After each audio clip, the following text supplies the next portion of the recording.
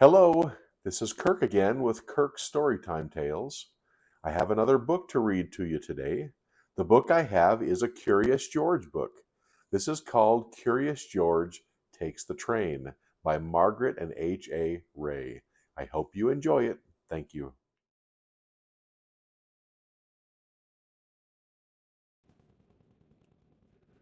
Curious George Takes a Train by Margret and H.A. Ray. This is George. He was a very good little monkey, and always very curious. This morning George and the man with the yellow hat were at the train station. They were taking a trip to the country with their friend, Mrs. Needleman, but first they had to get tickets. Inside the station, everyone was in a hurry. People rushed to buy newspapers to read and treats to eat. Then they rushed to catch their trains. But one little boy with a brand new toy engine was not in a hurry, nor was the small crowd next to him. They were just standing in one spot looking up. George looked up too. A train master was moving numbers and letters on a big sign. Soon the train master was called away, but his job did not look finished. George was curious. Could he help? George climbed up in a flash. Then, just like the train master, he picked a letter off the sign and put it in a different place. Next, he took the number 9 and put it near a 2. George moved more letters and more numbers. He was glad to be such a big help. "Hey!" yelled a man from below. "I can't tell when my train leaves." "What track is my train on?" asked another man. "What's that monkey doing up there?" demanded a woman. She did not sound happy. The train master did not sound happy either. "Come down from there right now," he hollered at George. Poor George.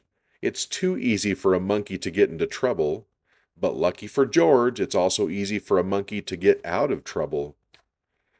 Right then the conductor shouted, "All aboard!" A crowd of people rushed toward the train.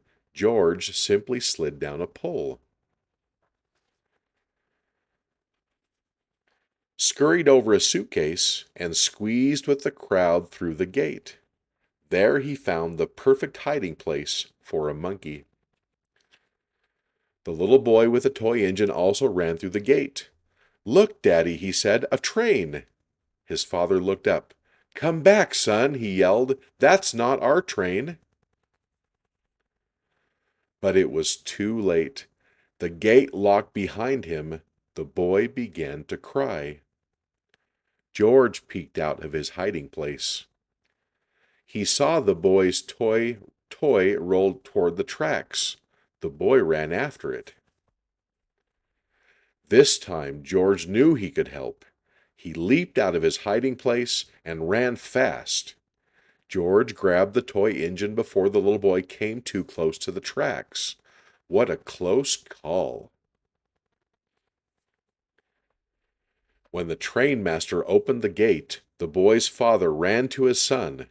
The boy was not crying now. He was playing with his new friend.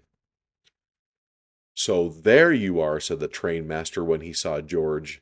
"You sure made a lot of trouble on the big board." "Please don't be upset with him," said the boy's father. "He saved my son." The people on the platform agreed. They had seen what had happened, and they clapped and cheered. George was a hero.